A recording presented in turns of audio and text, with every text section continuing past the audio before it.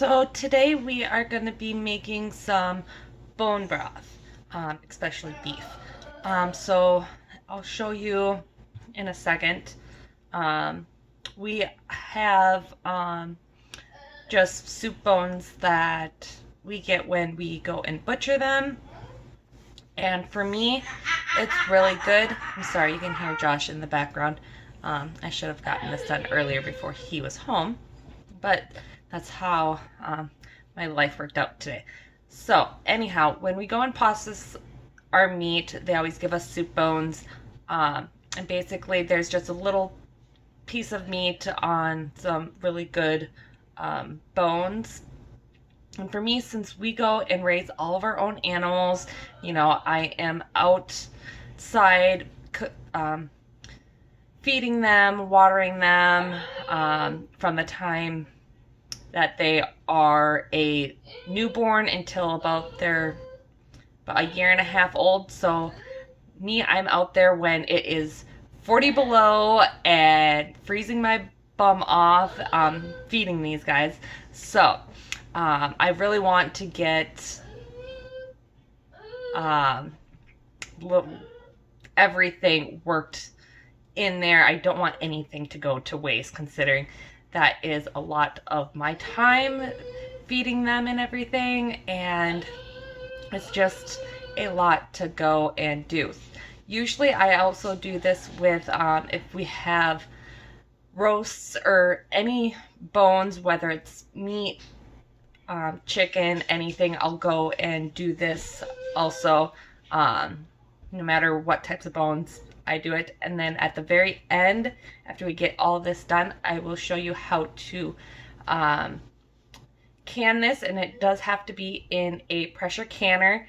So I will move you around, and I am doing this in my Instapot, considering it's so easy, and Josh tends to go, and I used to do it in a, let's see, I think it's a 22 quart roaster, but Josh likes to go and stick his fingers in there.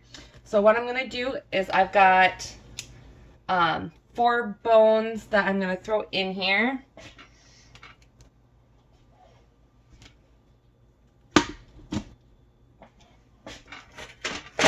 And I did go and roast these in the oven so that I get a really good browning on them. And you don't have to do this, but it gives it a little bit extra flavor.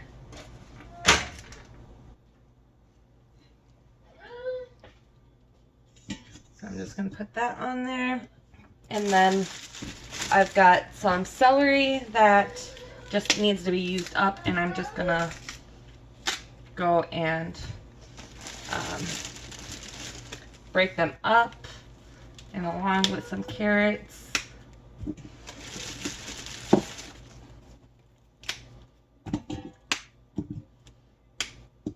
And these carrots are a little bit bigger, but they really need to be used up, considering they've been sitting in the fridge too long.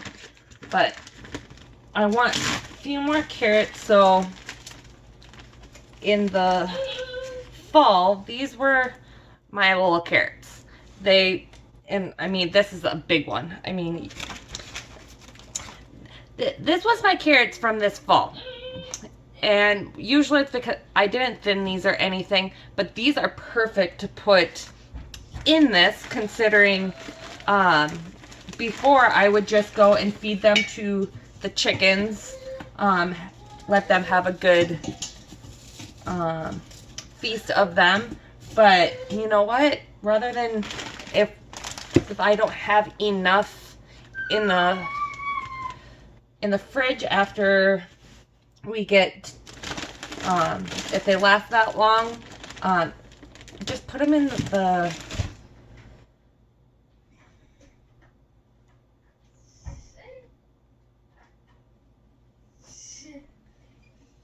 the freezer, and it's really good. And I am out of onions, so I every time that I go and have onions, I just throw them in a bag and save them to put in my bone broth. So I'm gonna I'm gonna fill these up, and I know that there's some celery in here too.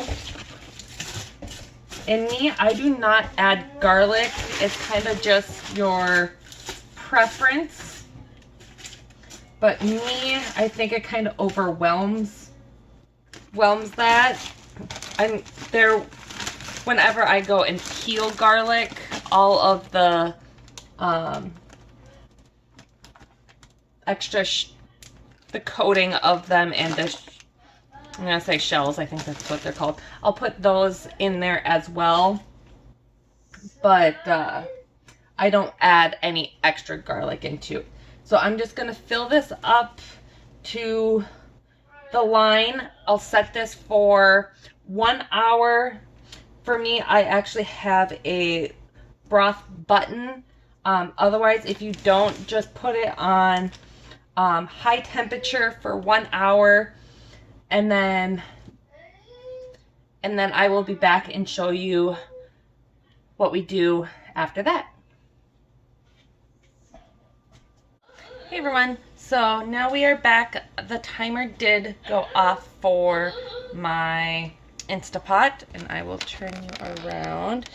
And all you have to do is you can just, as soon as it goes off, you can release the pressure. Okay, so now that part is done. The valve went and sank down saying that it's ready to be opened. And depending, I know that some pressure cookers you have, or Instapots, you got to be careful considering when you lift them up. This can be super, super hot. Mine, I've never had it that way. But I always make sure that I point it away from myself, considering there still is going to be some steam and stuff coming in there. So I'm just going to put that in there, and I'm going to see if this light will work. It's not too bad. Alright.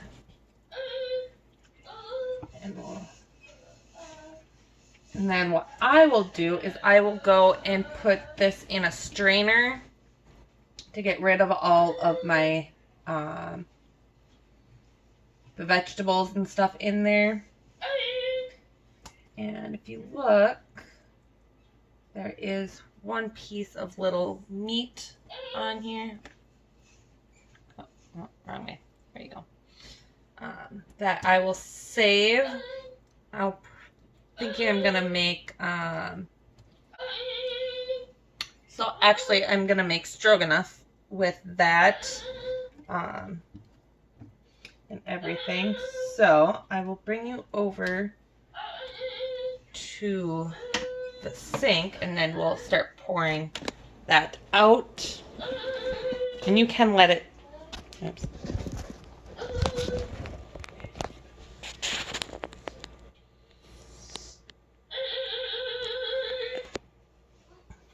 And also you can let that sit so that it's not quite so hot, but to get, I'm bringing it up.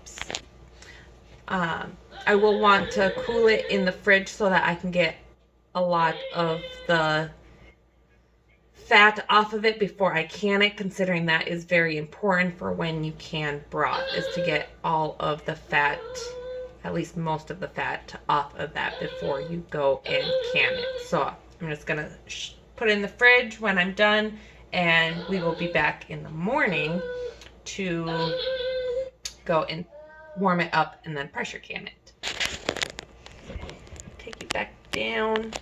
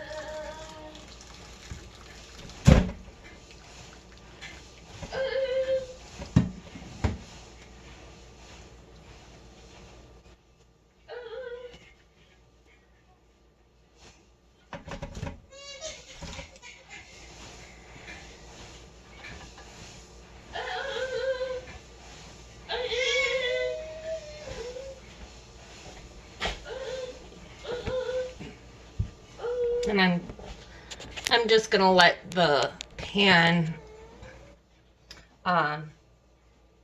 sit out a little while, and I will go and rinse it before I finish.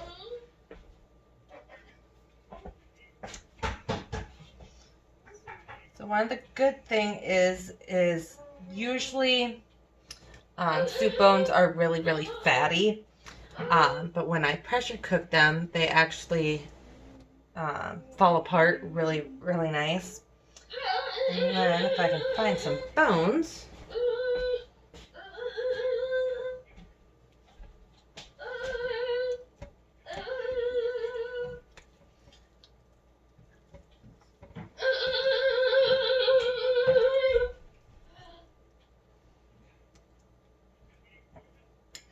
If you look inside of here, there's not a lot of the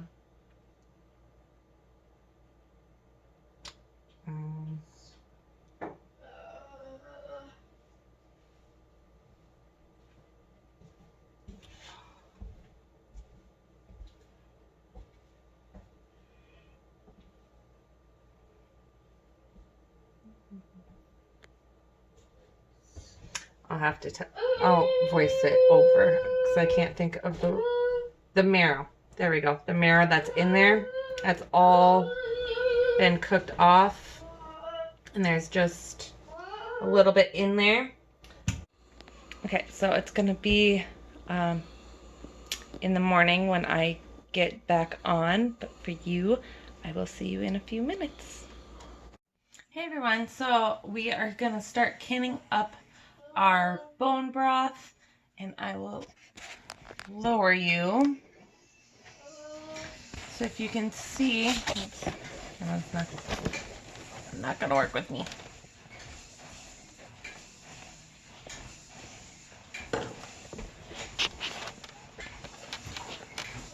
I have to put you on more stable ground. Hopefully that will work. Okay, so you see all the fat on the top of this, and you can see a little bit of the beef broth there. In order for us to can this, we need to take off as much of the fat as possible. So I'm just gonna use this, and I'm gonna, Josh, sorry, Josh is turning the lights off on me. So I'm just gonna, and I just go and put this in a mason jar. There you go. Considering I can just put this in a pan and cook it as normal fat. I will say I will only use this for like when I do like if I'm doing a roast, or not a roast, a steak or something like that, considering I prefer to keep my meat separate. So, and whenever I do this with chicken, I'll do it with anything that I'm using with chicken too. Although Wade will go and use this for whatever he wants, considering he doesn't really care either. So, and right now my stove is actually off, considering otherwise I'll go and melt all this fat that I'm trying to get off. And it doesn't have to be perfect, but in order for you to get a good seal, you need to go and get as much off as possible.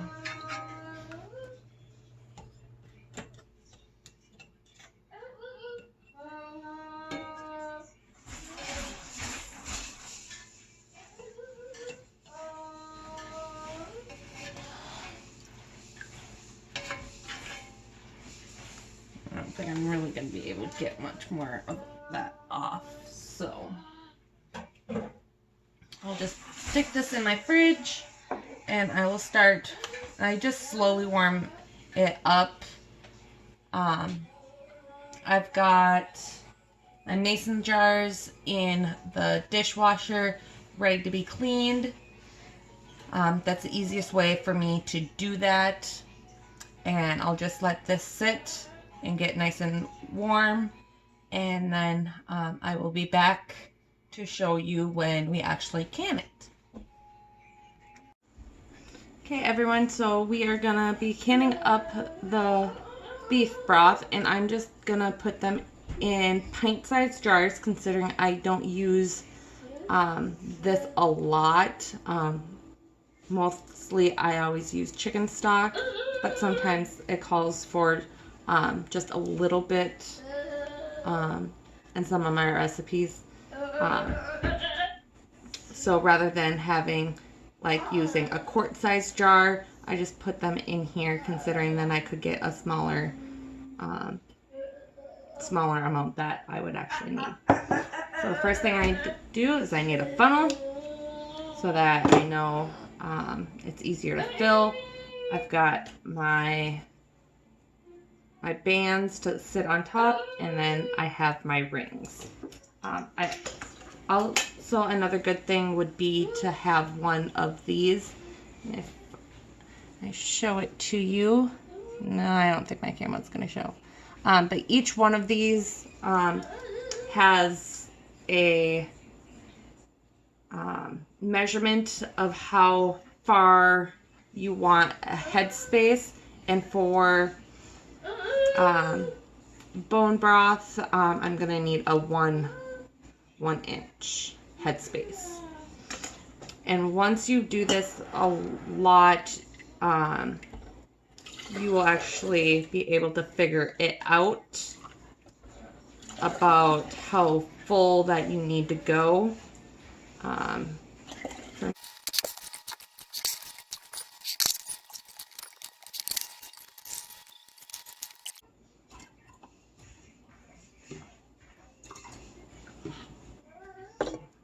Let's go throw that in there and just double make sure.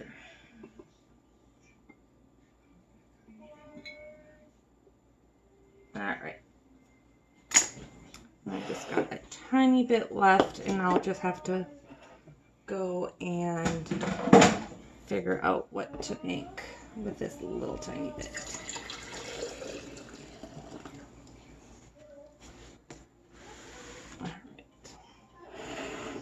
So another good thing is to make sure that you wipe all of your jars. I'm sorry, I should have put you down a little bit further so you could see. Just take that and wipe off the rims.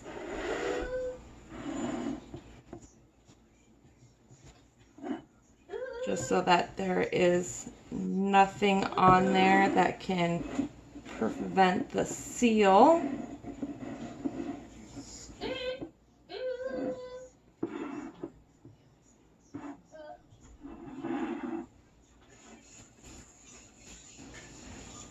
Oops.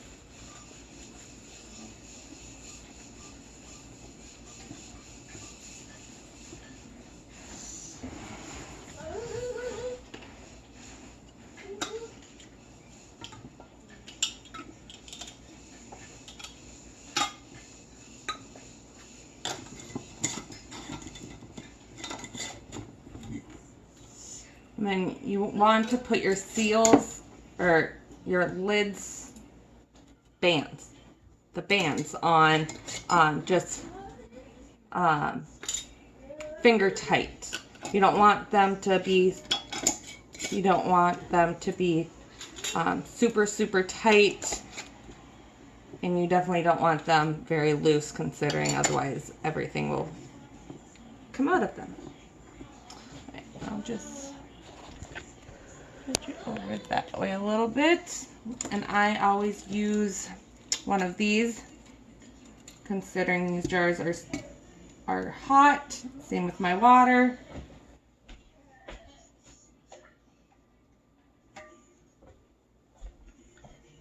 I will say you also want to make sure that however hot your jars and your whatever you're making. So that this pan of bone broth was hot. My jars were nice and hot. My water also needs to be nice and hot. Otherwise, you can actually break your jars.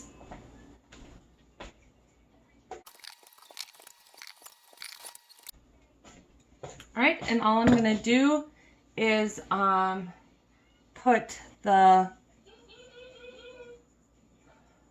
top on that, and this need, considering I am doing quarts, or no, considering I'm doing pints, I need to can those for 20 minutes, and then let the pressure release. Make sure that you follow your own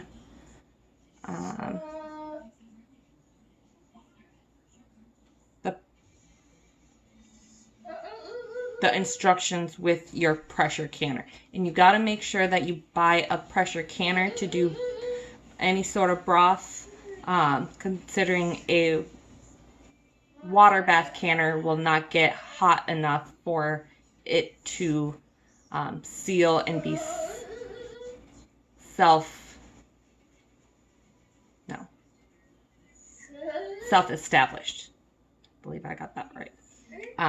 But yeah, I'm just going to work on that, and when it's all done, I will show you what